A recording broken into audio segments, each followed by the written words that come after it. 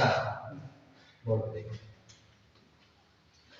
Last time हमने क्या पढ़ा था फेरो और डायमैग्नेटिक मटेरियल के बारे में पढ़ लिया था और उसमें हमने क्या कहा था कि दो मटेरियल के बारे में आज हमने पढ़ लिया। एक था पैरा मैग्नेटिक मटेरियल और दूसरा कौन सा था डाई। अब पैरा मैग्नेटिक मटेरियल में हमने क्या कहा कि इसमें जो magnetic moments of electron due to spin और magnetic moments of electron due to its orbital moment ये दोनों एक दूसरे को कंप्लीटली कैंसिल नहीं करते। लाइक अगर हम इन दोनों को इस तरह लिखें कि एक मैग्नेटिक मोमेंट्स को हम इस तरह शो करें और दूसरी मैग्नेटिक मोमेंट को हम इस तरह शो करें तो इनकी मैग्नीट्यूड 100% एक दूसरे को कैंसिल नहीं करती। तो नेट मैग्नेटाइजेशन या नेट मैग्नेटिक मोमेंट इसमें जीरो नहीं। बात समझ गए कि पैरामैग्नेटिक मटेरियल ऐसी मैग्नेटिक मटेरियल होती है जिनमें ऑर्बिटल और स्पिन मैग्नेटिक मोमेंट्स एक दूसरे को 100% कैंसिल नहीं करते। ठीक है, कुछ ना कुछ उनके मैग्नेटिक मोमेंट्स उनमें पाई जाती जो नॉन जीरो होती जिसकी वजह से मैग्नेटाइजिंग इफेक्ट उनको होता है। बट मैग्नेटिक फील्ड में एक्सटर्नल मैग्नेटिक फील्ड में रखे बिना हमें नहीं पता होता कि ये पैरा है या डाई, क्योंकि एक्सटर्नल मैग्नेटिक फील्ड में रखने से पहले पैरा भी ऐसी हेल्प करता है जैसे डाई होती है, क्योंकि दोनों का मैग्नेटिक फील्ड बाय हमें नहीं मिलेगा। लाइक एक पैरा मैग्नेटिक मटेरियल ले लो, एक्सटर्नली हम उसके पास कोई दूसरा मटेरियल लाए तो वो उसको अट्रैक्ट और रिपेल नहीं करेगा, हम कहेंगे इसका कोई मैग्नेटिक फील्ड नहीं। इसी तरह का एक पैरा भी है तो वो भी अट्रैक्ट और रिपेल नहीं करेगा।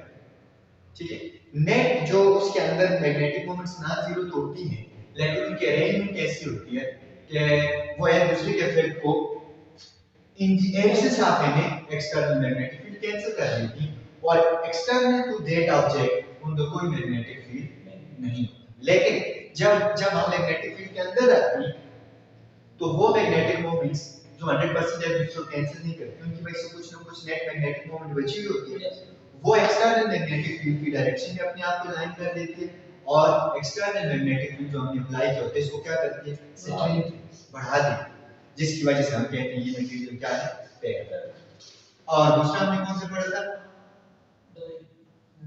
डायमैग्नेटिक मटेरियल, और डायमैग्नेटिक मटेरियल में हमने क्या पढ़ा था कि स्पिन की वजह से जो मैग्नेटिक मोमेंट होती है वो और ऑर्बिटल मोशन की वजह से मैग्नेटिक मोमेंट्स ये 100% एक दूसरे को कैंसिल कर देते हैं। लाइक एक मैग्नेटिक मोमेंट अगर इस तरह लाइन है दूसरी इस तरह, दोनों 100% कैंसिल कर देते हैं और नेट मैग्नेटिक मोमेंट कितनी होती है जीरो। क्लियर। और जब हम एक्सटर्नल मैग्नेटिक फील्ड में इस मटेरियल को रखते हैं तो ये एक्सटर्नल मैग्नेटिक फील्ड को रिजेक्ट कर देते हैं। ठीक है, एक्सटर्नल मैग्नेटिक फील्ड इस मटेरियल में से पास नहीं होती, मतलब ये रिस्पॉन्ड नहीं करता। ठीक है, ये इस तरह अपने पोल जनरेट करते हैं, एक्सटर्नल मैग्नेटिक फील्ड को रिपेल कर देते हैं। ठीक है, मैग्नेटिक फील्ड इसमें से पास नहीं, लेकिन ये अपने अंदर से ये चाहेगा ज्यादा से ज्यादा फील्ड लाइन इसके अंदर से पास हो क्योंकि ये मैग्नेटिक फील्ड ऑफ मटेरियल ये चाहते हैं कि जहां मैक्सिमम मैग्नेटिक फील्ड हो वहां स्टे करें, ये चाहते हैं जहां मैग्नेटिक फील्ड ना हो वहां स्टे करें। और जो थर्ड इसकी कैटेगरी आ गई वो है फेरोमैग्नेटिक। ठीक है, जो हमने आज पढ़ी। अब फेरोमैग्नेटिक मटेरियल में जो मैग्नेटिक मोमेंट्स होती है एक दूसरे को सपोर्ट करती है, मैग्नेटिक मोमेंट्स एक दूसरे को कैंसिल नहीं करती बल्कि एक दूसरे को सपोर्ट करती है। अब इससे पहले भी हम ये मान लें कि मैग्नेटिक मटेरियल जो फेरोमैग्नेटिक मटेरियल होती है इनमें डिफरेंट रीजन होते हैं।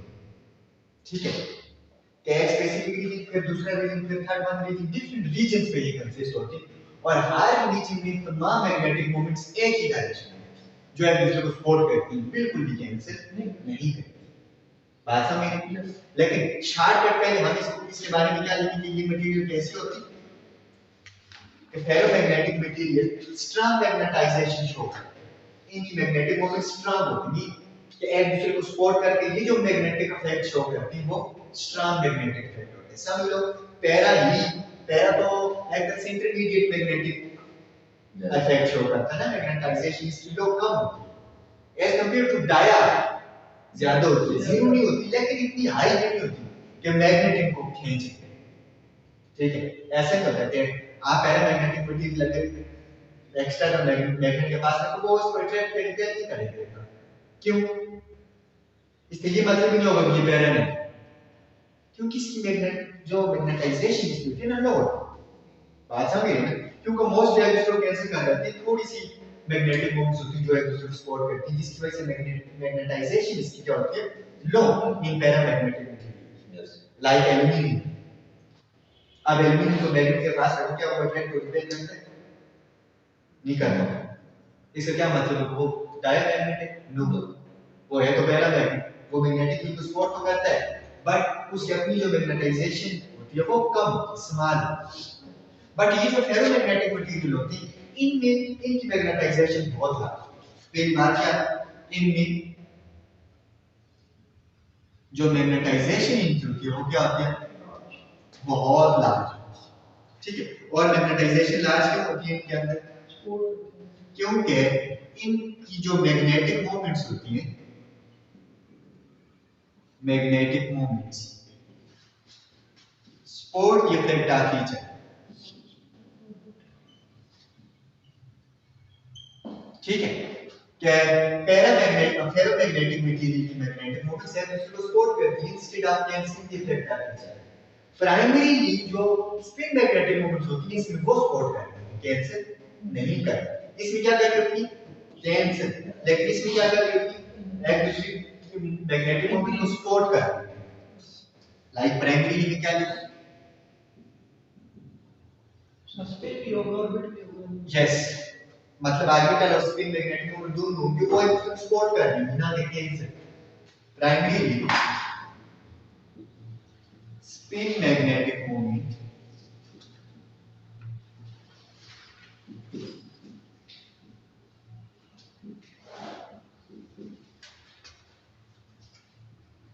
support to enhance its magnetizing capacity or enhance its magnetization।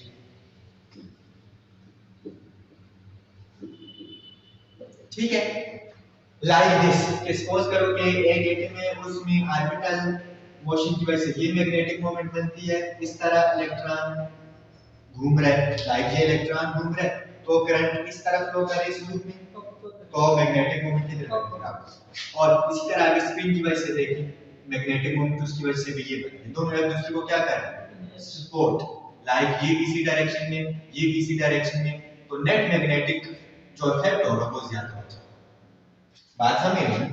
और एक ही डायरेक्शन में करती है, लाइक सेम डायरेक्शन में ये एक दूसरे को सपोर्ट करती है ना। जिस तरह यहाँ समझ लो कि यहाँ इलेक्ट्रॉन इस तरह रिवॉल्व करते हैं कि वो एक दूसरे के इफेक्ट को कैंसिल करते हैं। सपोज करो कि अगर एक एटम है हमारे पास, उस का इलेक्ट्रॉन एक ही रिवॉल्व कर, लेट्स सपोज इस तरह रिवॉल्व कर तो उसकी मैग्नेटिक मोमेंट ये बन जाएगी। ठीक, दूसरा इलेक्ट्रॉन इस तरह अरेंज होगा तो वो इसको कैंसिल करने के लिए यूं रिवॉल्व करेगा, उसका मैग्नेटिक मोमेंट ये बनेगा। ठीक, तो एक दूसरे को क्या करेगा कैंसिल। लेकिन इसमें क्या होता है, इसमें एटम्स इस तरह अलाइन होती हैं कि एक दूसरे की जो इफेक्ट होता है मैग्नेटिक इफेक्ट या फिर मैग्नेटिक मोमेंट, क्योंकि स्मॉल स्मॉल की करंट है, करंट लूप से ये चार्ज रिवॉल्व कर रहे मतलब चार्ज घूम रहे और चार्ज के मोशन की वजह से करंट बनते हैं, करंट की वजह से क्या बनते हैं मैग्नेटिक फील्ड बनते हैं। और उस मैग्नेटिक फील्ड को शो करने के लिए हम क्या कहते हैं मैग्नेटिक मोमेंट से शो करते हैं। ठीक है, और लाइक एक इलेक्ट्रॉन जब घूमता है तो उसकी वजह से एक मैग्नेटिक मोमेंट बनती है, लाइक उसके ऑर्बिटल मोशन की वजह से और इस तरह स्पिन की वजह से बनती है। अब एक इलेक्ट्रॉन किस एटम में होता है आप इसकी वैल्यू भी कैलकुलेट कर सकते हैं। फॉर हाइड्रोजन हाइड्रोजन एटम में कितने इलेक्ट्रॉन? एक इलेक्ट्रॉन घूम रहा है ऑर्बिट में, लाइक हाइड्रोजन के न्यूक्लियाई आ गए और इसके अराउंड ये इलेक्ट्रॉन। अब ये इलेक्ट्रॉन अगर यहां घूम रहे हैं like this in this direction, तो इस इलेक्ट्रॉन की वजह से यहां ये इस क्लोज लूप में करंट फ्लो कर उस करंट की वजह से magnetic moment mean magnetic field बन रहा है, that is shown by magnetic moment, इस डायरेक्शन में मैग्नेटिक फील्ड बन रहा है। ठीक है, अब ये एक इलेक्ट्रॉन की वजह से जो मैग्नेटिक मोमेंट यहां बन रहा है वो कितनी स्ट्रेंथ है या यहां से निकाल भी सकते हो ठीक है कि आपको इसके रेडियस का पता है, इलेक्ट्रॉन के मास का पता है, आपको पता है यहाँ इलेक्ट्रॉन क्यों रिवॉल्व कर रहे हैं, क्योंकि कोलम्बस फोर्स ने इसको पकड़ा हुआ है, तो वो फोर्स यहाँ सेंट्रीफ्यूगल फोर्स दे रही है असल में। ठीक है, दोनों को बैलेंस करो, वहां से वेलोसिटी ऑफ इलेक्ट्रॉन निकालो कि कितनी वेलोसिटी से इलेक्ट्रॉन उठेंगे। ठीक है, वेलोसिटी ऑफ इलेक्ट्रॉन निकालने के बाद आप फिर क्या करो कि चूंकि इलेक्ट्रॉन की वेलोसिटी तो यूनिफॉर्म, तो s is equal to v, time निकालो कितनी टाइम में एक चक्कर मुकम्मल करते हैं, तो t is equal to s by s चूंकि क्लोज ऑर्बिट है तो 2 पाई r होगा, रेडियस आपको पता है 2 पाई r बाय वेलोसिटी आ जाएगा हमारे पास टाइम पीरियड, तो मास टाइम पीरियड आ गया। तो अब आप करंट निकाल सकते हो, तो करंट कितना आ जाएगा, चार्ज डिवाइडेड बाय टाइम, ये कितना चार्ज फ्लो कर रहा है, कितने time per unit time, charge आपको पता है, टाइम आप यहां से निकाल लोगे तो आपके पास क्या आ जाएगा करंट, और ये करंट आता है ऑलमोस्ट 1.1 मिलियन। ठीक है, क्या एक इलेक्ट्रॉन जो यहां हाइड्रोजन के ऑर्बिट में रिवॉल्व कर रहा है, इसकी वजह से 1.1 मिलियन एम्पीयर करंट। ठीक, इस करंट की वजह से क्या बनता है, मैग्नेटिक फील्ड, और इस डायरेक्शन में बनता है, और मैग्नेटिक मोमेंट से हम उसको निकालते हैं, तो मैग्नेटिक मोमेंट जो बनती है that is represented by mu R M.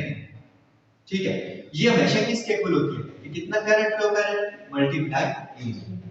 Like ये है ना एरिया, इस एरिया में इलेक्ट्रॉन रिवॉल्व कर रहे हैं और इसमें करंट आई हम यहां से निकालेंगे। अब एरिया आपको पता है pi into R square, correct. अब वैल्यू पुट कर तो आपके पास क्या आ जाएगी, मैग्नेटिक मोमेंट, क्या आ जाएगी, मैग्नेटिक मोमेंट। और ये मैग्नेटिक मोमेंट आप सारी वैल्यू पुट करके निकाल सकते हो, आई 9.1 into 10 raised by -24 और ये आपकी minimum value of magnetic moment. इसको हम कहते हैं, ये सारी कैलकुलेशन बोर्ड में की है, तो इसको हम कहते हैं बोर मैग्नेट आर्म। ये जो मैग्नेटिक मोमेंट है इसको हम क्या कहेंगे, बोर मैग्नेट आर्म। और बाकी किसी भी एटम में जो जितनी भी मैग्नेटिक मोमेंट्स आती है वो इसके multiple, 2 of bore magnet arm, 3 of bore, क्योंकि एक इलेक्ट्रॉन की मैग्नेटिक मोमेंट ये है, किसी में 10 इलेक्ट्रॉन अगर सेम मैग्नेटिक मोमेंट बनाए तो टोटल कितनी मैग्नेटिक मोमेंट बनी, 10 into this, अगर 20 बना रहे 20 into this। ठीक है, और इसी से फिर हमारी फील्ड भी मैग्नेटिक फील्ड भी कैलकुलेट करते हैं। क्लियर। अब ये चीज हम लेके आगे चलते हैं। अब हमने क्या कहा कि फेरोमैग्नेटिक मटेरियल में चूंकि स्पिन और ऑर्बिटल मैग्नेटिक मोमेंट स्पोर्ट करके, ठीक है, एक मैग्नेटिक फील्ड इस तरह जनरेट करती है कि वो स्ट्रांगली मैग्नेट के तौर पर रिएक्ट कर सकता है। अगर हम एक्सटर्नल मैग्नेट कैसे यहां पे गए, अगर हम फेरोमैग्नेटिक मटेरियल को एक्सटर्नल फील्ड में ना रखें ना तो वो डाई हो जाता है, क्योंकि उसको एक्सटर्नल उस मटेरियल से बाहर कोई फील्ड नहीं होता। लाइक आयरन, स्टील है, ठीक है, एल्यूमिनियम है, कोबाल्ट है, क्या आपने कभी देखा को वो अट्रैक्ट कर रहे दूसरे मटेरियल को, नहीं, लेकिन ये तो वो सारे फेरोमैग्नेटिक मटेरियल, लेकिन उन्हीं मटेरियल को जब हम एक्सटर्नल मैग्नेटिक फील्ड में रखने के बाद कहीं टच करें तो क्या करते हैं, फिर वो दूसरी पार्टीज को अट्रैक्ट करते हैं, दूसरे मैग्नेटिक मटेरियल को। इसका मतलब है एक्सटर्नल फील्ड के बाद हम इजीली प्रिडिक्ट कर सकते हैं कि कौन सा पैरा है, कौन सा डाई है, कौन सा फेयर। ठीक है, अब इन मटेरियल की एक और कैरेक्टरिस्टिक है कि ferromagnetic materials are divided into small regions. इनके अंदर स्मॉल रीजन होते हैं and each region is taken as a domain of magnet. हर रीजन का क्या कहते हैं, डोमेन। तो उन बहुत सारी डोमेन के मिलने से पूरा क्या बन गया, मैग्नेटिक मटेरियल। आप इसको इस तरह समझ लो कि जिस तरह है कॉलेज में बहुत सारे क्लासरूम्स हैं, क्लासरूम्स के अंदर स्टूडेंट्स हैं।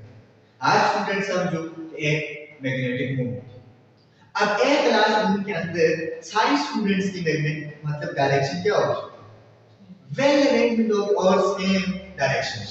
ऐसा नहीं है कि इधर वाले 3 रोज में टीचर की तरफ मुंह करके बैठे, इधर वाले उधर मुंह करके बैठे, ऐसा होता है नहीं।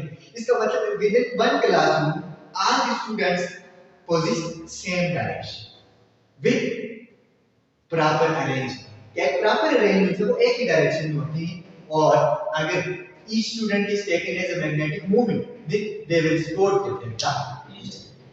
अब दूसरी रो में मैं भी इधर टीचर ने पढ़ा रहा हूँ, बोर्ड इधर लगा, तो सारे स्टूडेंट्स किधर होंगे? उस डायरेक्शन। तीसरा रो में भी कहीं बोर्ड इधर लगा, तो सारे स्टूडेंट्स किधर होंगे? इधर। इसका मतलब है पूरी कॉलेज को अगर हम देखें तो स्मॉल स्मॉल पोर्शन में डिवाइड है, स्मॉल स्मॉल रीजन, और हर रीजन के अंदर जो स्टूडेंट्स हैं उनकी एक स्पेसिफिक डायरेक्शन, और एक ही डायरेक्शन, एक रीजन के अंदर डायरेक्शन क्या हो सकती है? ए। इसी तरह एक जो फेरोमैग्नेटिक मटेरियल होता है इसके भी, इसको स्मॉल स्मॉल रीजन, इसके भी स्मॉल स्मॉल रीजन, और हर रीजन में तमाम मैग्नेटिक मोमेंट्स की जरूरत है सेम डायरेक्शन। बात समझ में? यस। तो this material has small regions called domains, उसको हम क्या कहते हैं? Domains.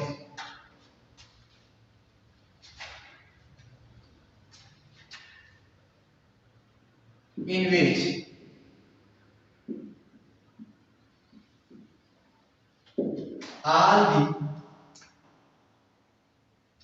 which all the magnetic moments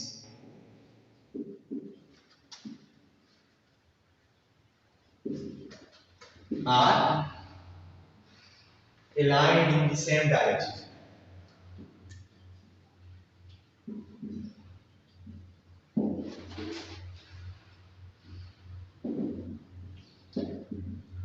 ठीक है, इसके अंदर जो हमारे पास स्मॉल रीजन होते हैं, इस आज स्मॉल रीजन के अंदर जितनी भी मैग्नेटिक मोमेंट्स होती है वो सारी की सारी एक ही डायरेक्शन।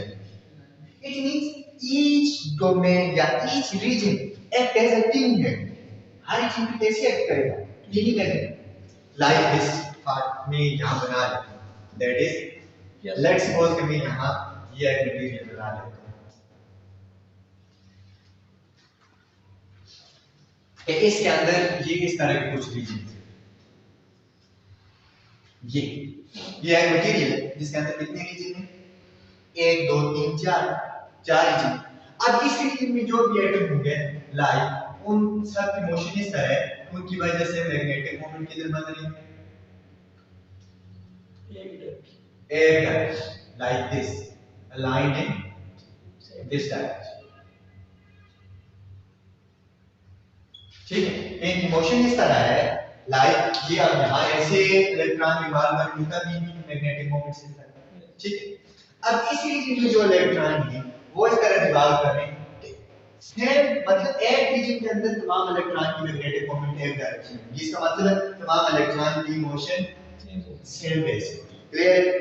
लाइक अब लाजमी है कि एक डोमेन की मैग्नेटिक मोमेंट्स और दूसरी डोमेन की मैग्नेटिक मोमेंट्स भी सेम डायरेक्शन में, ये लाजमी नहीं। मैं भी इसमें इलेक्ट्रॉन इस तरह रिवॉल्व कर रही हूं कि इनकी मैग्नेटिक मोमेंट ये दूं। बात समझ रहे ना? जैसे मैंने अभी आपको क्लासरूम किया था ये। ठीक है, अब इसमें मैं भी इलेक्ट्रॉन इस तरह रिवॉल्व कर रही हूं, इनकी मैग्नेटिक मोमेंट्स किसी और वे से align, like in this direction.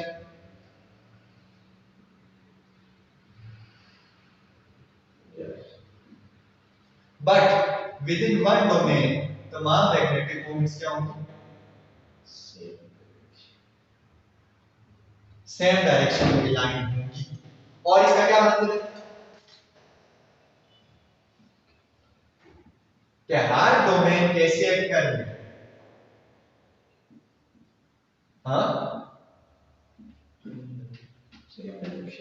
एक टाइनी मैग्नेट की तरह एक्ट कर रही है, छोटे मैग्नेट की तरह, जिसका मैग्नेटिक फील्ड इतना ज्यादा तो नहीं होता। ठीक है, it means each domain act as a tiny magnet.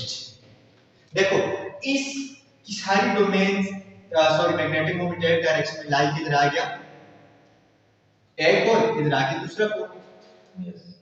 ठीक है, तो यहां से फील्ड लाइन जा रही है और यहां से बाहर आ रही है। ठीक, तो इट मींस नॉर्थ से फील्ड लाइन बाहर आ रही है, साउथ से अंदर जा रही है, तो साउथ टू नॉर्थ। बात समझ गए ना? मैग्नेटिक मटेरियल के अंदर फील्ड लाइन कितनी जा रही है? नॉर्थ टू साउथ जाती है या south to north? North to south. और भाई साउथ टू नॉर्थ। हाँ, ऐसा नहीं होता, उल्टा होता है। ये देखो सपोज ये मैग्नेटिक मटेरियल आपके पास, ये इसका नॉर्थ है, ये इसका, तो बाय मैग्नेटिक फील्ड लाइन ये इसका नॉर्थ टू साउथ जा रहा है। बात समझ रहे ना? Like this. और अंदर फील्ड लाइन कैसी होगी? South to north. अंदर ये फील्ड लाइन कैसी होगी? South to north. और ये हमेशा क्लोज साइक्लिक वैल्यू होती है, क्योंकि मैग्नेटिक मटेरियल, मैग्नेट का मोनोपोल एग्जिस्ट नहीं करता। जैसे पॉजिटिव चार्ज से इलेक्ट्रिक फील्ड लाइन नहीं करती, नेगेटिव से भी नहीं करती, अपनी अपना वो अलग अलग सिंगल पोल से भी निकाल सकती है। यहाँ इसका सिंगल पोल ऐसे एग्जिस्ट नहीं करता, ये हमेशा साइक्लिक वैल्यू की कोई पोल ऐसे एग्जिस्ट सिंगल नहीं करता। ठीक है?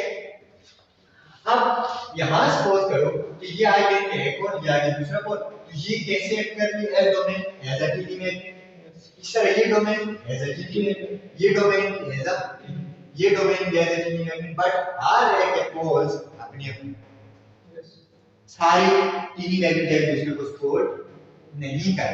लाइक यहां पे हम क्या लिख सकते हैं कि सेम डायरेक्शन में सारी मैग्नेटिक मोमेंट अगर लाइन होती है, तो then each domain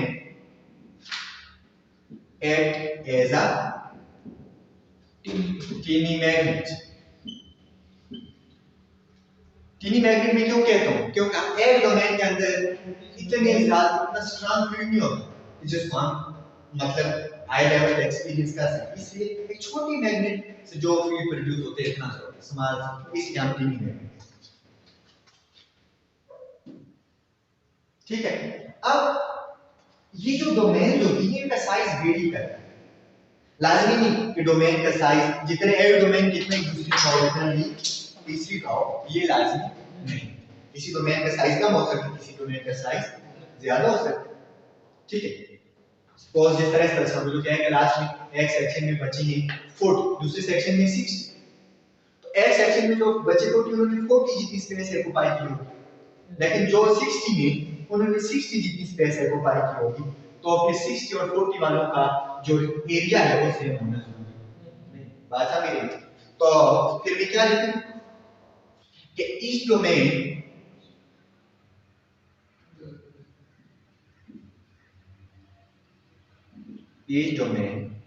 has dimension, उसकी डायमेंशन वेरी हो सकती है इन मिलीमीटर आर लेस।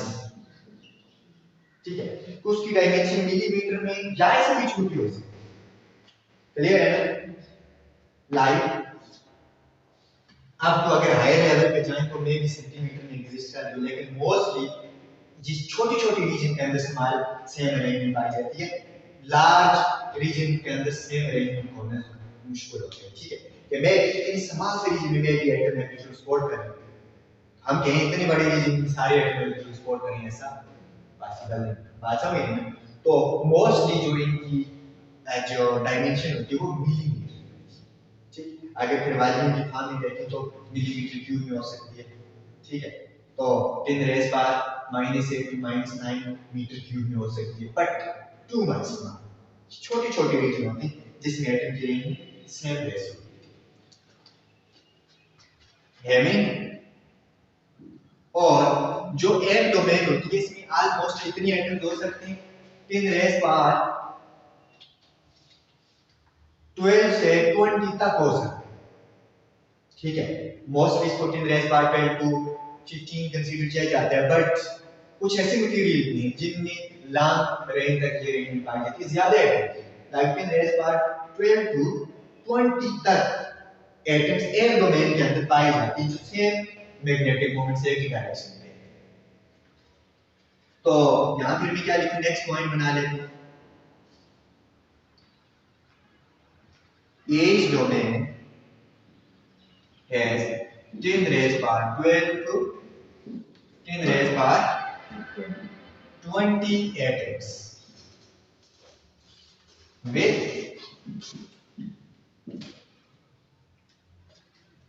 same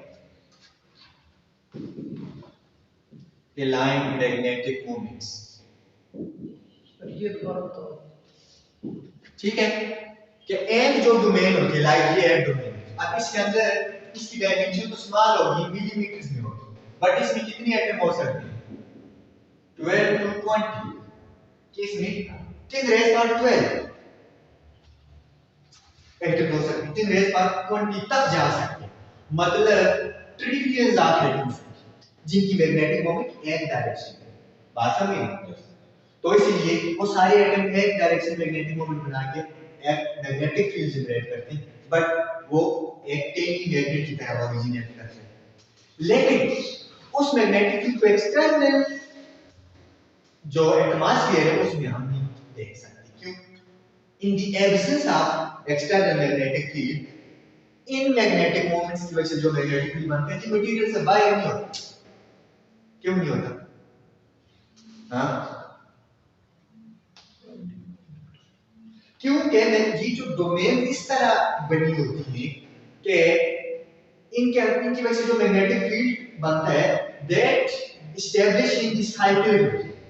वो किस वे से अपने आप को एस्टैब्लिश करते हैं साइक्लिक वे से। तो outside the material magnetic field कितना होगा जीरो। साइक्लिक वे में वो अंदर मटेरियल के अंदर अपने आप को एडजस्ट करता है बाहर कोई नहीं।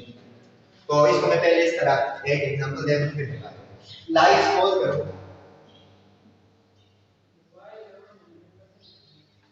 कि ये आपके पास मैग्नेटिक मटेरियल क्लियर, इसमें मैग्नेटिक मोमेंट सपोज इस डायरेक्शन में इसमें इस डायरेक्शन में। लेट्स सपोज ये मैं एग्जांपल दे क्लियर है। अब देखो इसका ये वाला पोल लेट्स सपोज नॉर्थ बन और ये वाला क्या है साउथ से, और ये वाला सपोज इसका ये पोल जो बन रहा है उसके ऑपोजिट ये पोल बन रहा है। यहां से फील्ड लाइन जाना तो बाहर था, लेकिन फॉरन इसके आगे दूसरा ऑपोजिट पोल इसको मिल गया, ये बाहर जाने देगा। इस तरह समझो, सपोज करो कि ये मेरे पास एक है नॉर्थ और दूसरा है साउथ। अब फील्ड लाइन थी यहां से निकल के किधर जाना है बाहर इस तरह वापस साउथ की तरफ आना है और इधर से वापस साउथ की तरफ आना है। ठीक है, लेकिन अगर मैं इसके साथ आगे दूसरा मटेरियल इस तरह डालूं तो इसका ये हो साउथ और ये हो नॉर्थ। अब इन फील्ड लाइन वैसे भी साउथ की तरफ आने तो बजाय इसके कि ये इधर कर्व तो ये क्या हो जाएगा यहां से निकल के ये यहां जाए। ठीक, आगे इसी तरह मैं कोई मटेरियल बना लूं दोबारा उस बिग ऑपोजिट पोल तो वो फील्ड लाइन को बाहर नहीं जाए। यही होता है कि अब इन मैग्नेटिक मोमेंट्स की वजह से फील्ड ने अगर बाहर जाना है बट ये डोमेन इस तरह अटैच है इसका पोल और इसके पोल दोनों एक दूसरे के क्या है ऑपोजिट। तो फॉरन इस फील्ड को ये क्या कर लेगा अट्रैक्ट। अब इस डोमेन का पोल और इस डोमेन का पोल क्या है ऑपोजिट, तो फील्ड इस तरफ आ जाएगा बाहर नहीं जाएगा। इस डोमेन को इस डोमेन का ऑपोजिट फील्ड है यहां से फील्ड है तो सारा फील्ड किस तरह अंदर रहेगा ठीक इन सर्कुलर साइक्लिक लाइक। इसको मैं थोड़ा सा अगर बड़े पैमाने पर बताऊं छोटे छोटे टेनी मैग्नेट बना बट इनकी कोई रेगुलर शेप नहीं होती याद रखना। क्या आपको ट्रायंगुलर फॉर्म हो सकती है स्फीयर फॉर्म हो सकती है रेक्टेंगल फॉर्म हो सकती है या किसी भी फॉर्म हो सकती है बट आर्डर कौन सा होगा साइकिल। वो डिपेंड करता है मटेरियल की किस तरह डोमेन से लाइक ये मेरे पास एक छोटा मटेरियल आ गया इसका ये है नॉर्थ और ये है साउथ। नॉर्थ से बाहर जाएगी लाइन यही बात है, लेकिन इसके आगे ये दूसरी डोमेन की वजह से फील्ड टीनी मैग्नेट बनती है इसका ये साउथ और ये क्या है तो यहाँ नॉर्थ से लाइन करके साउथ में जाने के बजाय यहाँ ये इसको क्या कर लेगा अट्रैक्ट। बात समझ। और तीसरा एक इस तरह कि इसका ये साउथ और ये नॉर्थ बात समझ रहे ना। तो ये लाइन बाहर जाने के बजाय ये तो क्या करेगा अपने अंदर से पास करेगा और इस तरह लाइन किस तरह फ्लो करेगी इन साइकिल का। तो अगर ये मटेरियल है जिसके अंदर ये डोमेन है तो मटेरियल के आउटसाइड कितना फील्ड है जीरो क्लियर। तो बाय हम नहीं देख सकते, लाइक आयरन कोबाल्ट हम अपनी आंख में खाते, उसके साथ कोई दूसरा फेरोमैग्नेटिक मटेरियल है, वो अट्रैक्ट और रिपेल नहीं करती हो, क्यों नहीं करती? इसी वजह से, क्योंकि उनका external to the material field क्या होता है? जीरो। सारे का सारा फील्ड कहाँ होता है? अंदर साइकिल का आर्डर में होता है, तो इसलिए बाय कोई भी फील्ड नहीं होता in the absence of external magnet. Clear? तो यहाँ पे नेक्स्ट पॉइंट में क्या लिखेंगे?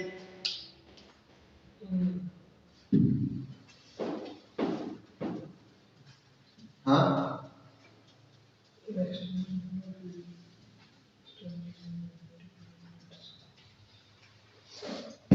कि in the axis of external magnetic field,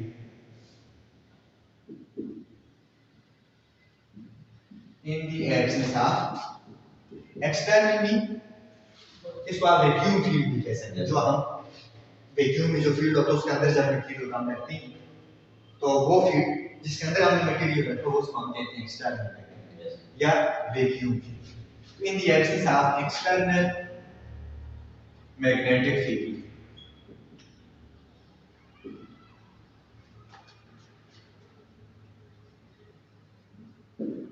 there is no magnetic field present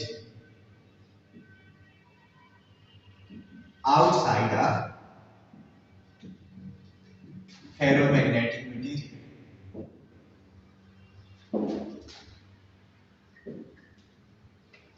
बात समझी? अगर हमने एक्सटर्नल मैग्नेटिक फील्ड अप्लाई नहीं किया तो फेरोमैग्नेटिक मटेरियल कोई भी हमारे पास हो उसके बाहर कोई मैग्नेटिक फील्ड नहीं होगा। क्यों नहीं होगा? इसका मतलब ये है कि this magnetic material neither attract by the ferromagnetic material not repel. ये क्वेश्चन आपसे पूछे जा सकते हैं कि क्योंकि फेरोमैग्नेटिक मटेरियल क्या होता है? स्ट्रॉन्ग मैग्नेटाइजेशन कोशिश करते हैं, बट जब हम एक फेरोमैग्नेटिक मटेरियल को दूसरे फेरोमैग्नेटिक मटेरियल के पास लेकर जाते हैं in the absence of external magnetic field, वो एक दूसरे को अट्रैक्ट या रिपेल क्यों नहीं करते? तो क्यों नहीं करते? क्यों नहीं करते? क्योंकि उनके अंदर जो डोमेन होती है वो इस तरह सेट होती है, उनकी वजह से जो फील्ड बन होता है वो किस आर्डर में होता है? साइक्लिक आर्डर में होता है, और वो फील्ड बाय आ ही नहीं रहा। बात समझ? तो इसके बारे में क्या लिखेंगे कि in the axis of external magnetic field, ये चीज लिखने के बाद आगे क्या लिखते हैं?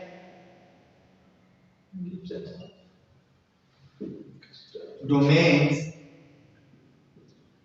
are acting in such a way that magnetic field of that material is established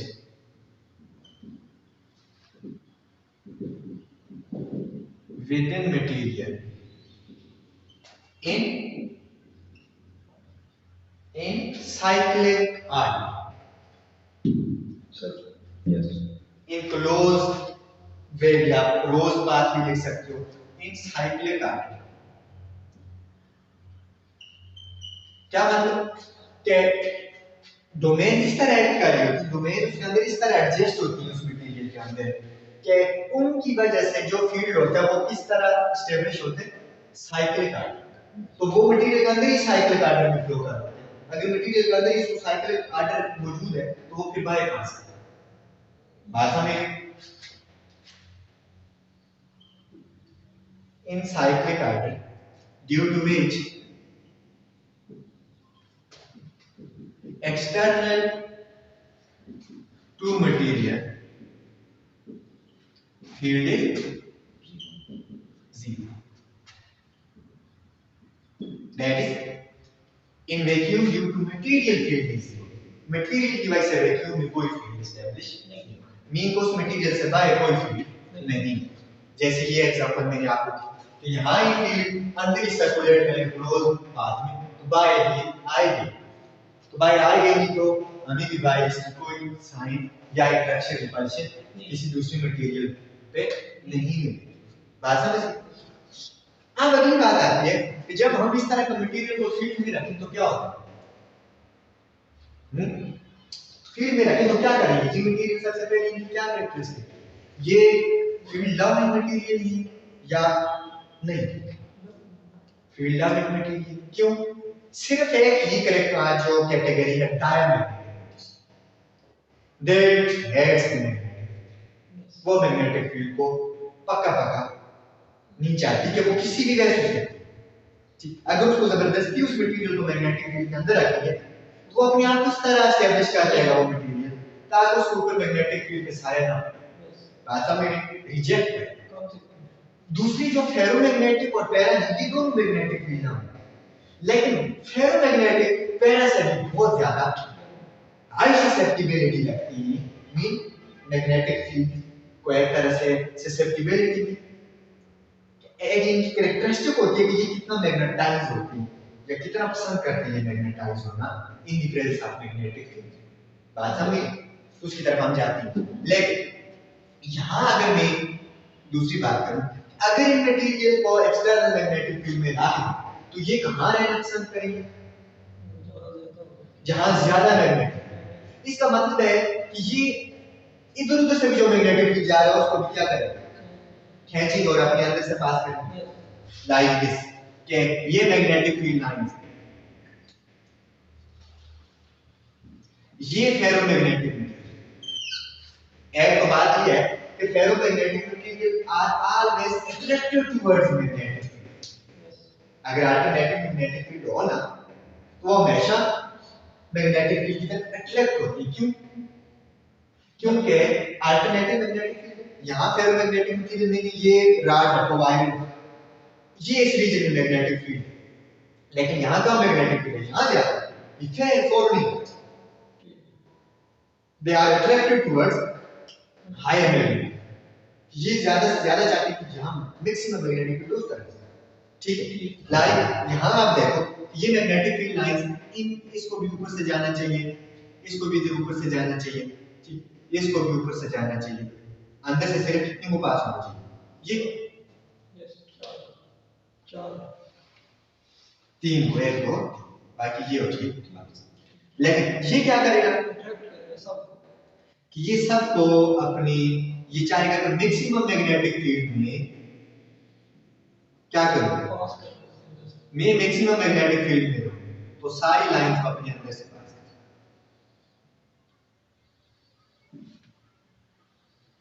बात समझ? तो ये फेरोमैग्नेटिक मटेरियल की कैरेक्टरिस्टिक है, ये हमेशा सारे के सारे फील्ड को अपने अंदर से पास करते हैं और इसीलिए ट्रांसफार्मर में हम आयरन यूज करते हैं। कोर किसका बनता है? आयरन। आपने देखा होगा मोस्टली मोटर्स वगैरह में एक छोटी छोटी ई या एफ की फॉर्म में एक चीज बनी होती है, उसके ऊपर वायर लपेटी होती है, देखे कभी? हाँ, लाइक इस फॉर्म में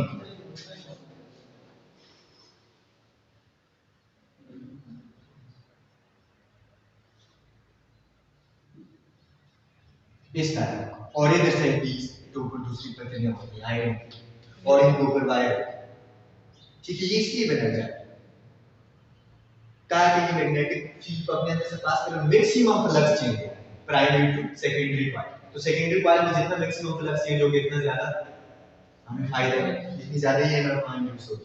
बात समझ? अब इसके बारे में हम क्या लिखें कि ये मैग्नेटिक फील्ड होंगे, जब हम मैग्नेटिक एक्सटर्नल मैग्नेटिक फील्ड में रखेंगे तो ये सारे के सारे मैग्नेटिक फील्ड को अपने अंदर से पास करने की ट्राई करें। बात समझ गए? तो शॉर्टकट में क्या लिखूं यहां,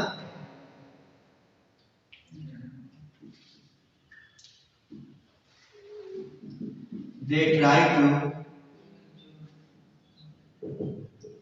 adjust themselves in strong magnetic field, कि जहां स्ट्रांग मैग्नेटिक फील्ड होता है ये वहां अपने आप को एडजस्ट करने की कोशिश करते हैं। इसके लिए आपको एक और एग्जांपल, सपोज करो कि ये आपके पास मैग्नेट है,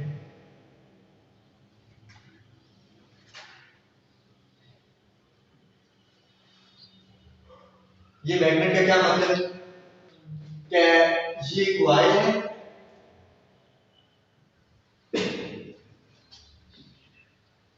आयरन या व्हाटसोएवर किसी को लपेटी हुई, और इसको हमने बैटरी से अल्टरनेटिंग करंट कहा सिग्नल दिया, इसमें करंट जनरेट हुआ, करंट की वजह से क्या बना इलेक्ट्रोमैग्नेट।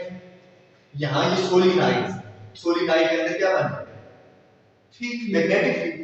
अब हम यहाँ ये मेरे पास नीडल है कौन सी आयरन, क्लियर। अब आयरन की नीडल को अगर मैं यहाँ इसके थोड़ा सा करीब ले आऊं तो बताओ क्या होगा।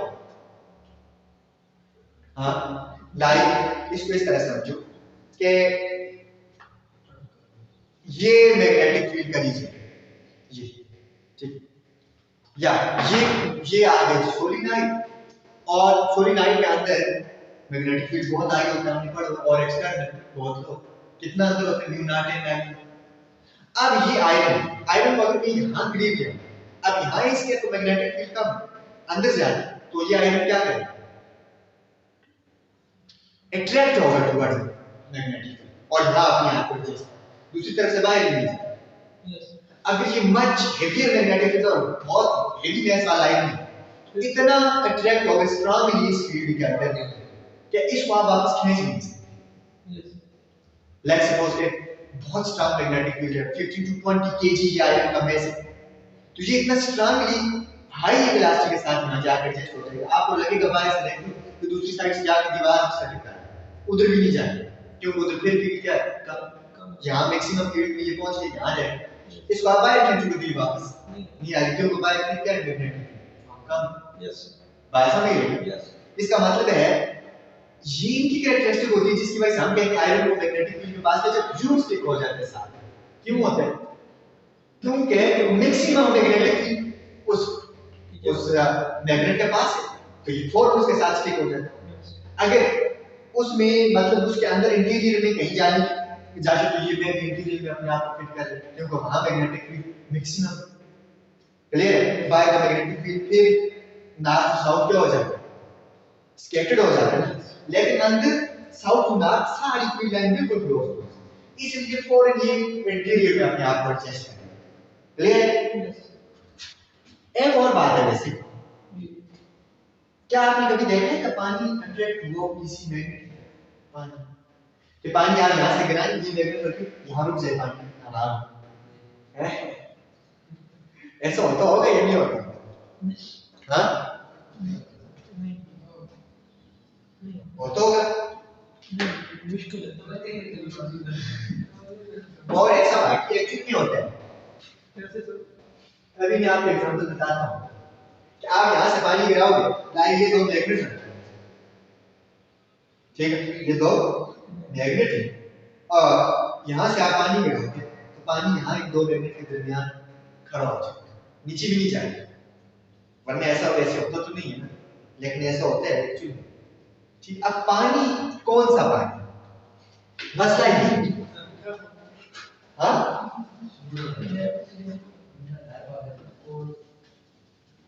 आम जो वाटर है हमारा H2O that is diamagnet, ठीक है, and that don't show such kind of magnets, but paramagnet show कर सकते हैं। बात समझ रहे हैं ना, लेकिन उनके अंदर भी ये मैग्नेटिक फील्ड के अंदर स्टिक होने वाली कैरेक्टरिस्टिक बहुत कम होती है क्योंकि उनकी अपनी मैग्नेटाइजेशन बहुत कम है, समझ रहे हो? लेकिन अगर फेरोमैग्नेट हो तो पक्का स्टिक हो जाएगा, ठीक है ना। अब उस पे जाने से पहले थोड़ा सा और चीज कि अगर हम आयरन को एक्सटर्नल मैग्नेटिक फील्ड के अंदर रखें तो क्या होगा, ये फील्ड को बढ़ाएगा या कम करेगा, नेट फील्ड को ये इंक्रीज करेगा या फील्ड को अपोज करेगा, हाँ बढ़ा देगा ना, क्यों कुछ नहीं करेगा, इसकी अपनी मैग्नेटाइजेशन है, इसका अपनी मैग्नेटिक मोमेंट्स है, that magnetic moments will align in the same direction, external magnetic field force लगाएगा मैग्नेटिक मोमेंट्स से, जो फील्ड के इधर उधर मैग्नेटिक मोमेंट्स वो भी किधर हो जाएंगे लाइक ये फील्ड जा रहे हैं, मैग्नेटिक मोमेंट आयरन की इधर, तो ये मैंने जो एक्सटर्नल फील्ड अप्लाई किया इस पे फोर्स लगी इसने क्या टिक इधर, अब इसकी वजह से फील्ड और ये एक्सटर्नल फील्ड दोनों एक दूसरे को क्या करेंगे सपोर्ट और नेट मैग्नेटिक फील्ड क्या हो जाएगा इंक्रीज, लाइक दिस कि ये मेरे पास एक मटेरियल है, इसकी ये इस तरह की डोमेन, इसमें ये डोमेन इधर है, ये डोमेन इधर है, ये डोमेन इधर जा रही है, ये डोमेन क्लियर। मैग्नेटिक मोमेंट्स मैं यहां फील्ड अप्लाई कर लेता हूं, मैं यहां फील्ड अप्लाई कर लेता हूं एक्सटर्नल दिस अप्लाइड मैग्नेटिक। अब ये फील्ड क्या करेगा, हाँ ये इन सारी डोमेन्स को फोर्स लगेगी और मैग्नेटाइजिंग फोर्स इन डोमेन्स को अलाइन करेगी। अब आयरन भी यही, आयरन है जो भी है फेरोमैग्नेटिक मटेरियल, ये भी यही चाहता है कि फील्ड ज्यादा हो, क्योंकि ये ज्यादा फील्ड मेरे पसंद करता है स्ट्रॉन्गर फील्ड। और ज्यादा कैसे हो, ये खुद भी यही चाहेगा कि मेरी तमाम जो डोमेन्स हैं वो अपना मैग्नेटिक फील्ड इसकी डायरेक्शन में करे, ताकि डोमेन के अंदर जो मैग्नेटिक मोमेंट्स हैं वो सारी की सारी फील्ड अलाइन हो जाए एक ही डायरेक्शन। तो जब हम फील्ड अप्लाई करेंगे तो होगा क्या कि ये वाली डोमेन जो थोड़ी सी इधर फील्ड बना रही है ये भी लाइन हो जाएगी इस तरह, ये जो थोड़ी सी इधर बना रही है ये भी लाइन हो जाएगी इसमें, ये भी, और ये तो ऑलरेडी इस डायरेक्शन में। इसका मतलब है नेट जो मैग्नेटिक फील्ड हमने अप्लाई किया था BA, that is vacuum magnetic field और एक्सटर्नल मैग्नेटिक फील्ड। जो हमने अप्लाई किया ये कौन सा है, अप्लाइड मैग्नेटिक फील्ड और एक्सटर्नल मैग्नेटिक फील्ड। और अब आयरन के अंदर सारी मैग्नेटिक मोमेंट्स एक डायरेक्शन में अलाइन हो, उनकी वजह से जब नेट मैग्नेटिक फील्ड बना, वो कौन सा होगा, internal magnetic field of that iron. तो नेट मैग्नेटिक फील्ड कितना हो जाएगा, external magnetic field plus magnetic field of material या इंटरनल, क्लियर। तो नेट मैग्नेटिक फील्ड इंक्रीज होता है, और ये नेट मैग्नेटिक फील्ड क्यों इंक्रीज हुआ, दोनों सेम ही डायरेक्शन में होंगे, क्योंकि जब हम आयरन को एक्सटर्नल मैग्नेटिक फील्ड में रखेंगे तो हर डोमेन के अंदर जितनी भी मैग्नेटिक मोमेंट्स है वो सारी सेम डायरेक्शन में in the direction of field align हो जाएंगी, जो एक्सटर्नल मैग्नेटिक फील्ड को सपोर्ट करेंगी और नेट इफेक्ट क्या हो जाएगा इंक्रीज। तो यहां क्या लिखें, when ferromagnetic material is placed in vacuum magnetic field or external field, then all the magnetic moments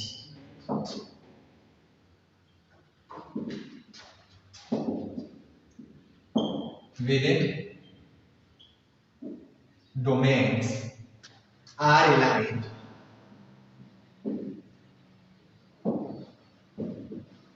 in the direction of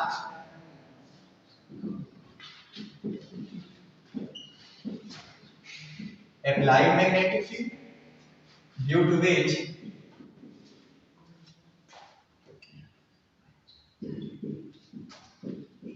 net field increases।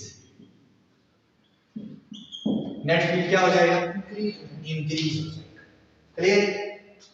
और नेट फील्ड अगर इंक्रीज हो गया तो एक तरह से हम कहते हैं कि आयरन या जो भी मटेरियल है ये खुद ये क्या मैग्नेट है, अब ये मैग्नेट है, क्यों, क्योंकि हमने तो अप्लाई दिस फोर्स करो 10 टेस्ला, यहां टोटल हमने जो अप्लाई किया ये था 10 टेस्ला, यहां जो हमें मिल रहा है ये है 15 टेस्ला। अब 5 टेस्ला कहां से आए, मटेरियल नहीं दिया, इसका मतलब है ये मटेरियल आप कितना मैग्नेटिक फील्ड दे रहे हैं भाई, जो हमें एक्सपीरियंस हो रहा है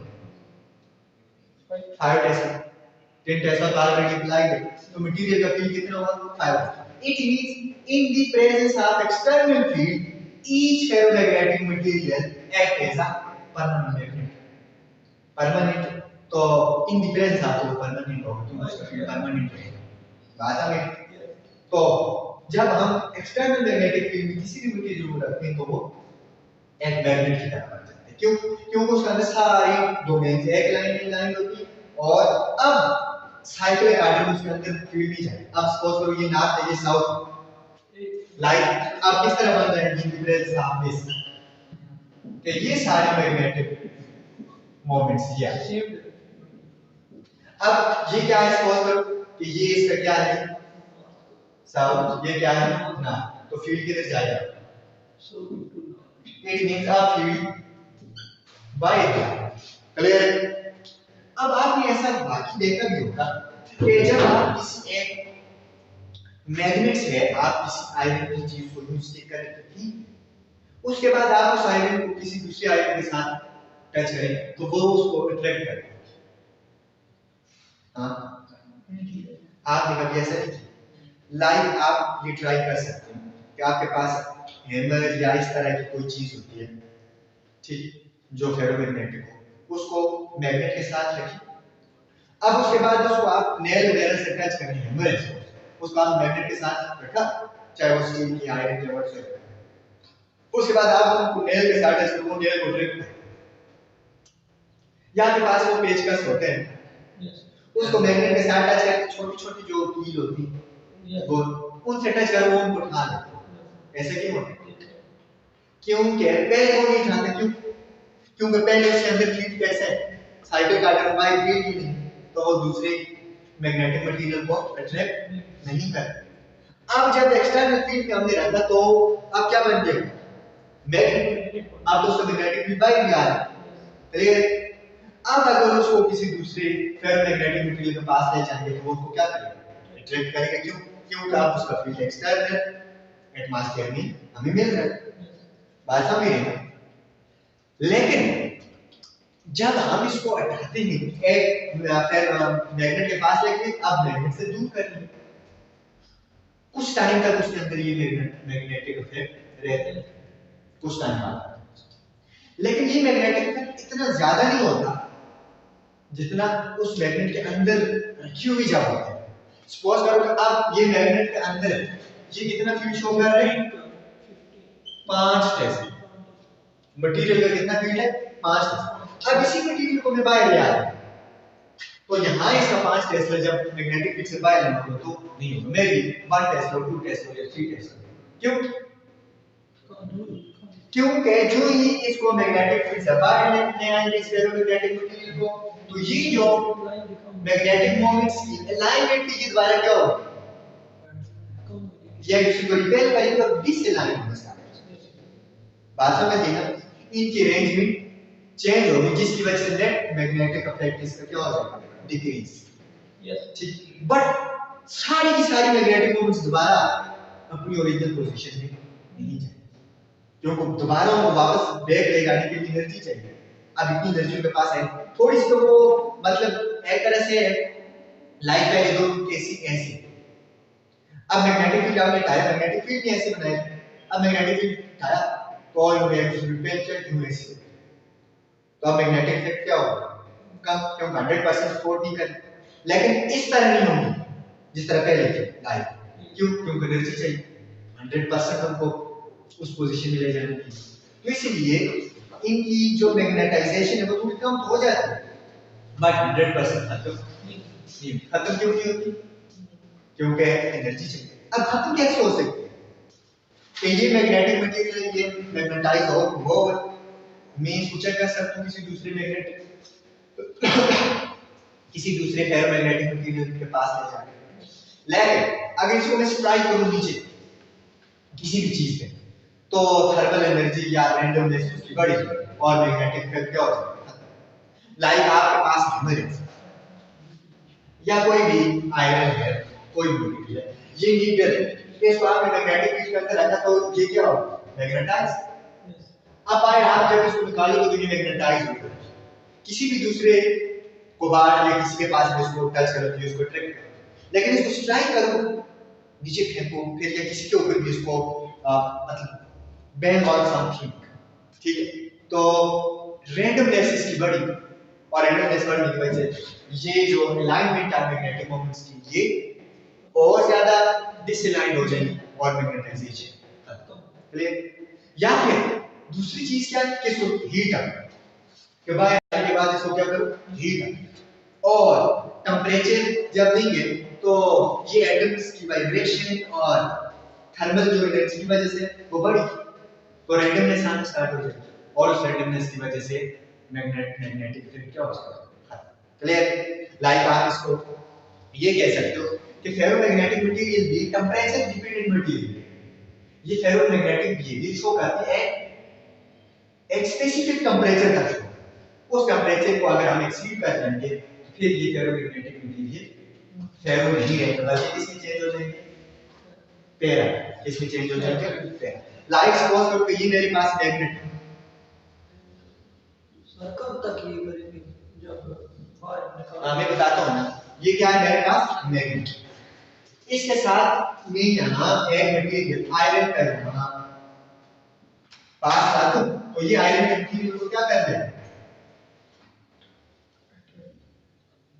अट्रैक्ट, आयरन का मटेरियल यहाँ अट्रैक्ट हो जाएगा। अब मैं क्या करता हूँ कि इस आयरन के मटेरियल को मैं हीट अप एनर्जी देता हूँ, ठीक है। इस हीट की वजह से हीट अप करते करते करते एक ऐसा टाइम आएगा कि आयरन का मटेरियल यहाँ से नीचे गिर जाएगा, अट्रैक्शन खत्म। अब अट्रैक्शन खत्म होने का क्या मतलब है, ये फेरो रहा नहीं किस में चेंज हो गया, पैरा।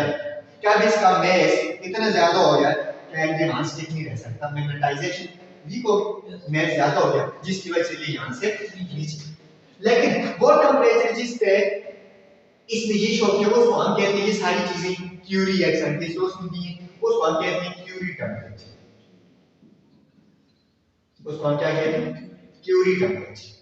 कि कोई भी मैग्नेटिक मटेरियल क्यूरी टेंपरेचर तक मैग्नेटिक फेरोमैग्नेटिक रहते हैं, और क्यूरी टेंपरेचर से जब हम टेंपरेचर बढ़ा देंगे तो वो किसमें चेंज हो जाएगा, पैरा। तो फिर क्यूरी टेंपरेचर क्या हुआ, हाँ maximum temperature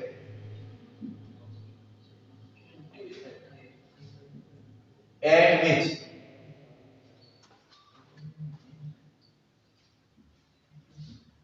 any material shows ferromagnetism.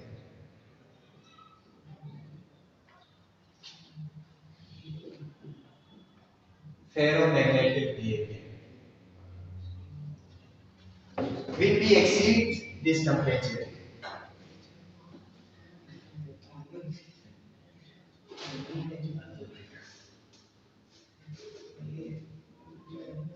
after exceeding this temperature,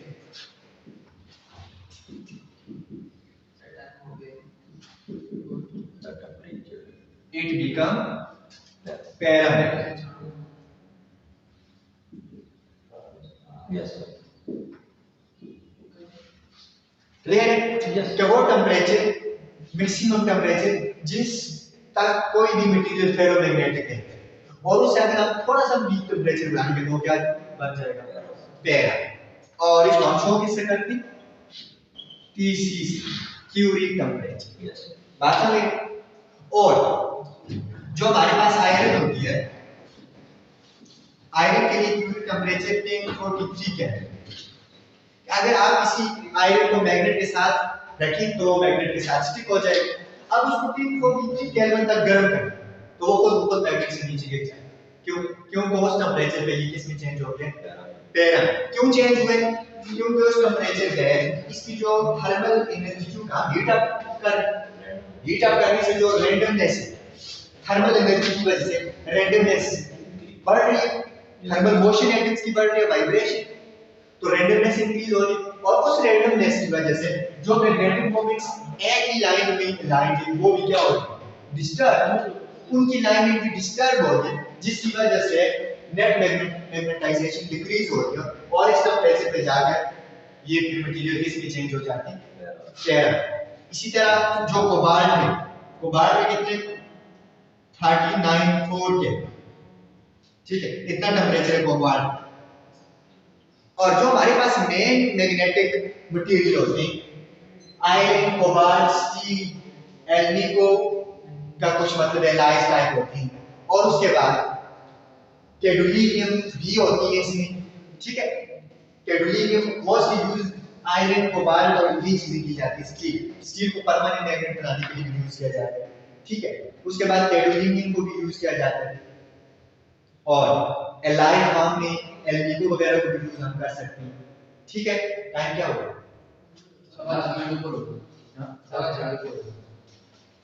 ठीक हो गया सर।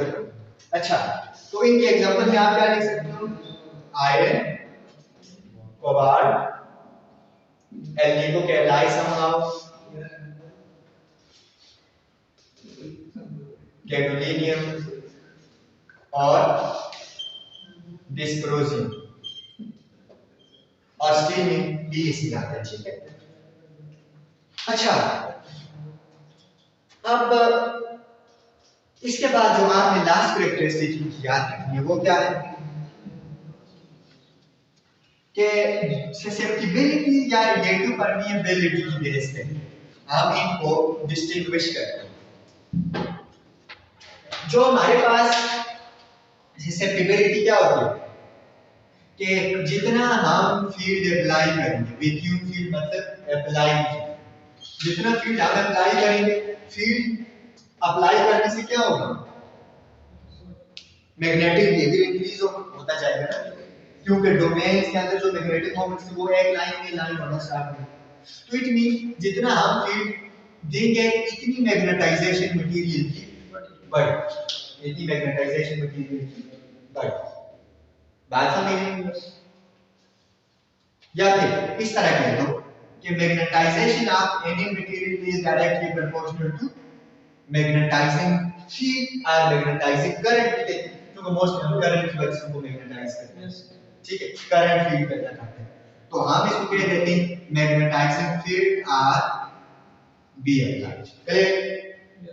कि कितनी मैग्नेटाइजेशन होगी ये डिपेंड करता है मैग्नेटिक फील्ड कितना, लाइक मैग्नेटाइजिंग फील्ड कितना या मैग्नेटाइजिंग करंट कितना, जितना मैग्नेटाइजिंग करंट होगा वो इतनी लाइन, इतनी मैग्नेटिक मोमेंट्स को लाइन करेगा, स्ट्रॉन्ग है तो वो सारी को करेगा, मैग्नेटाइजेशन मैक्सिमम आएगा। कम है तो वो कम मोमेंट्स को लाइन करेगा, मैग्नेटाइजेशन कम आएगा। लेकिन अगर यहां से हम देखें तो हमारे पास भी कांस्टेंट आ रहा है, इक्विवेलेंटली अगर कि मैग्नेटाइजेशन और अप्लाइड मैग्नेटिक फील्ड बराबर नहीं है, सम कांस्टेंट आ जाए, उस कांस्टेंट को हम कहते हैं ससेप्टिबिलिटी। ठीक, और यहां से हमारे पास फिर क्या आ जाएगा? मैग्नेटाइजेशन पर unit applied field is equal to susceptibility, या आप इसको मोस्टली जो applied field होते हैं ना, इसको हम मैग्नेटाइजिंग फील्ड की बेस से लेते हैं H, इसको हम क्या लेते हैं? मैग्नेटाइजिंग करंट H की। तो यहां पे हमारे पास क्या आ जाएगा? Magnetization divided by H is equal to susceptibility।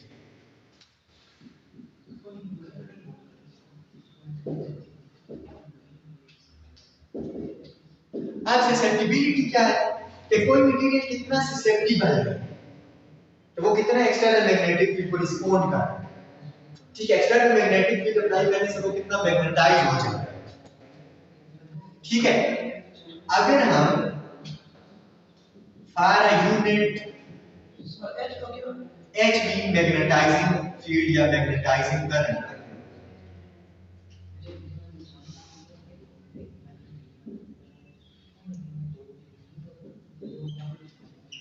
या मैग्नेटाइजिंग करंट, ठीक है, अगर हम एक यूनिट H अप्लाई करें, कितना H अप्लाई करेंगे? एक, mean of for a unit magnetizing field या मैग्नेटाइजिंग करंट, एक यूनिट हमने मैग्नेटिक फील्ड अप्लाई किया, एक यूनिट अप्लाई करने से इसके अंदर कितनी इस मटेरियल का अंदर मैग्नेटाइजेशन, ये कितनी लाइन इसके लाइन हो, ठीक है, वो किसके इक्वल होगी? ससेप्टिबिलिटी।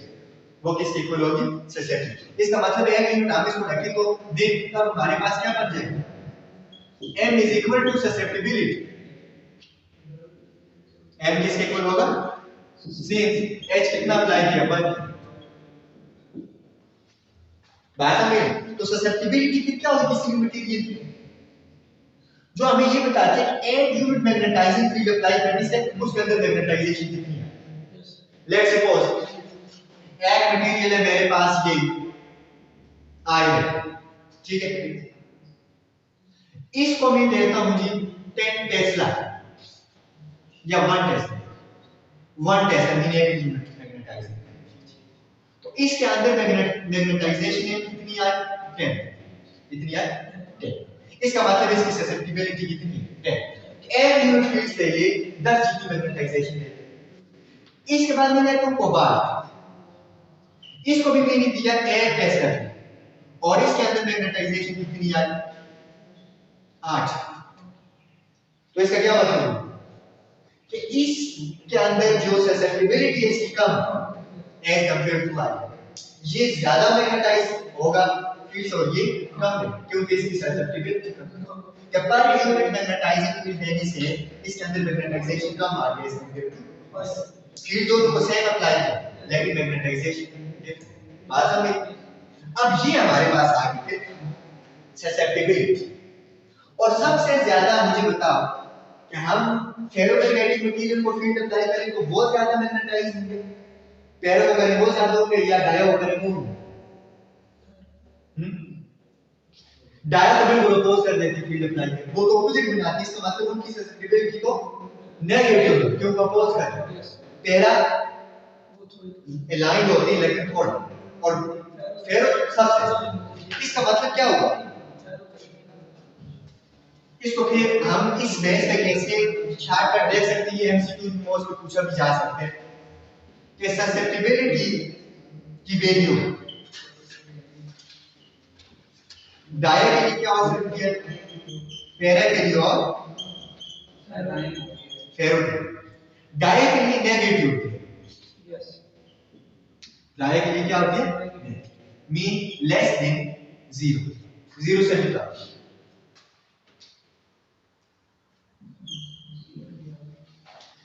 ठीक है, और पैरा के लिए क्या होता है पॉजिटिव मीन ग्रेटर देन 1। ठीक है, ग्रेटर देन 1 का मतलब 0 तो नहीं होती क्योंकि इसकी कुछ ना कुछ मैग्नेटिक मोमेंट्स होती है, कुछ ना कुछ मैग्नेटाइजेशन होती है, दैट इज ग्रेटर। और फेरो के लिए much greater mean in the range of 10 raised power 2 to 10 raised power 3 up to 4 100 और 1000 से रेंज में। ये रेंज में वैसे मतलब लिख देता हूं कि कुछ में 10 raised power 2 में हो सकती है, कुछ में 3, कुछ में 4 में हो सकती है। क्लियर? अब इसी तरह रिलेटिव परमिएबिलिटी, कितनी परमिएबिलिटी कितनी फील्ड लाइन को पास होनी थी, जो रिलेटिव परमिएबिलिटी होती है ये किसके इक्वल होती है 1 प्लस ससेप्टिबिलिटी। क्लियर? तो फिर इसकी वैल्यू यहां से आपके पास, इसका मतलब है डाया के लिए रिलेटिव परमिएबिलिटी कितनी हो जाएगी ऑलमोस्ट 0, पहले के लिए कितनी हो जाएगी ग्रेटर देन 2 हो जाएगी, 1 प्लस 1 ग्रेटर देन 2। फेरो के लिए तो हो जाएगा। क्लियर?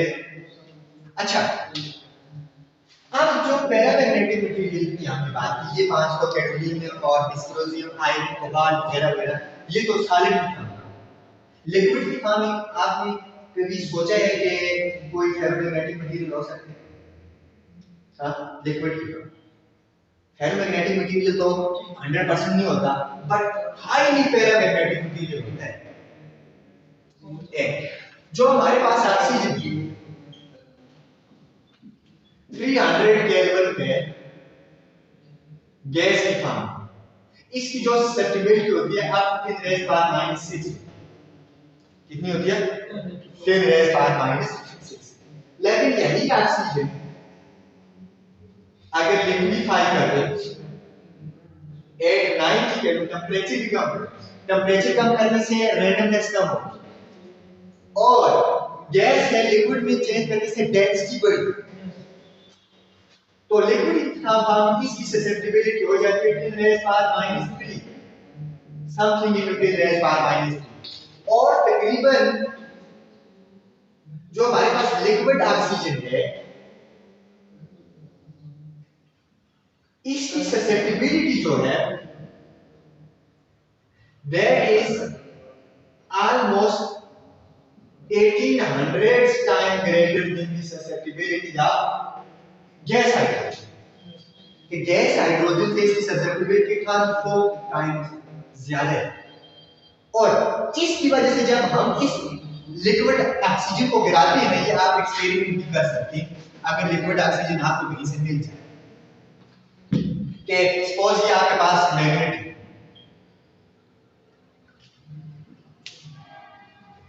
ठीक है, ये इसका नॉर्थ पोल है और ये इसका साउथ पोल। अब यहां आप फ्लो घुमाएंगे, liquid oxygen 890 kelvin, liquid oxygen का टेंपरेचर कितना कम किया हो, 90 केल्विन। तो आप यहां गिराएंगे ना तो ये लिक्विड जो है यहां स्टिक हो जाए। बात समझ रहे हैं? आपने ऐसे कभी देखा नहीं होगा, लेकिन आप ऐसा कर सकते हैं कि दो मैग्नेट के दरमियान लिक्विड स्टिक हो जाए, लिक्विड नीचे नहीं जाए। मतलब यहां चिमट गया, क्यों? क्योंकि इसकी ससेप्टिबिलिटी बहुत हाई है, एज कम्पेयर टू मतलब हाई पैरामैग्नेट, जिसकी वजह से ये यहां स्टिक हो। समझ लो फेरो तो नहीं है तो पैरा ही, लेकिन ससेप्टिबिलिटी हाई होने की वजह से ये मैग्नेटाइजेशन ज्यादा शो करते हैं, जिसकी वजह से यहां मैग्नेट इसको अट्रैक्ट कर लेते हैं, ठीक, और यहां स्टिक। बात समझ? तो नेक्स्ट इंशाल्लाह नेक्स्ट लेक्चर में हम बात करेंगे।